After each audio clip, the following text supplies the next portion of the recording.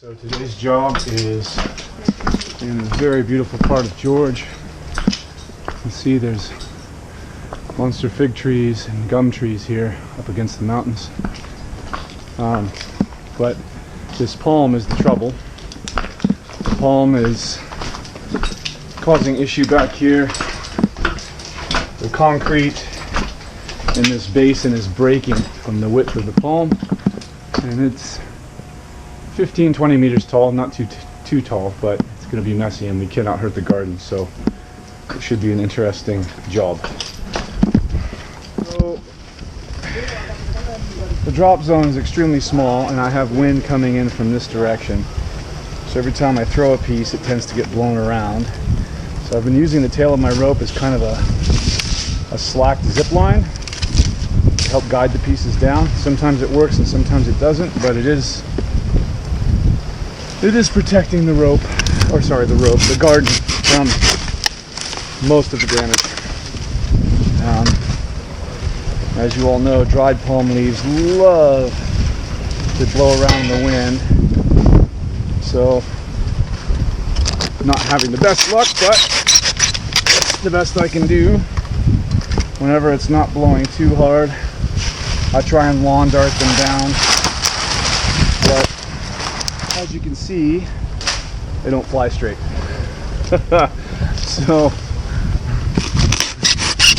you just go slow and see how little damage we can do.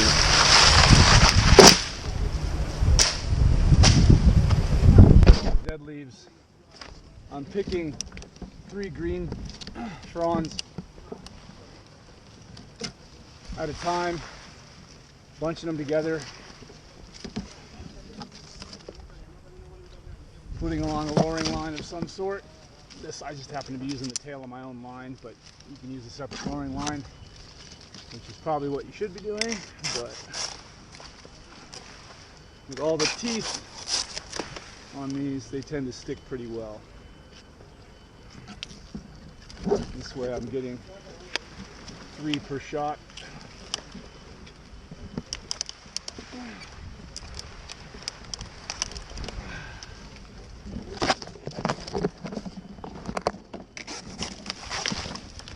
Saves me a little bit of time and protects the garden. Just wanted to take a moment to kind of explain the method behind the madness here. Oftentimes I will do a small notch, like I'm showing right here, where I'm going to set the rope, just because the loose fronds and the old attachment points of the leaves are so loose that a rope will slip right off the end, and of course it just negates the whole purpose of rigging, and the piece smashes into the structures below that you're trying to protect. So I make a notch here, and then I set my rigging underneath where I'm going to set the cut, and I'll set my marl or my half hitch right in that notch, and then close the connection with a link above. You can see here. That way, when I do cut the piece and push it off, the rope can't slide off. Oftentimes I'll make curve cuts on either side of the cut as well. You can't really see it here, but I curve cut both sides of that with my handsaw to make sure that it didn't peel.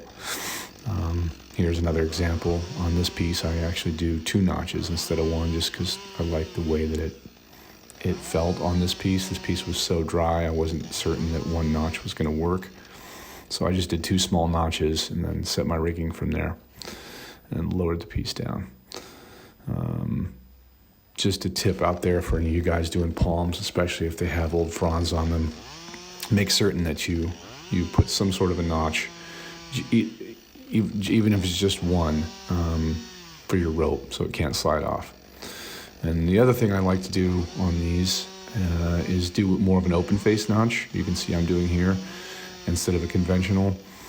Palms tend to move a lot when you rig them. They're really kind of wobbly, and it reduces the wobble when you're putting more of the force down instead of out.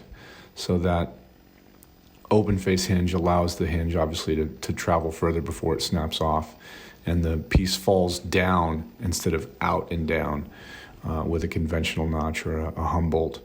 So try open face notches next time you do a palm. or even a big tall pine tree, and see how it feels depending on the situation.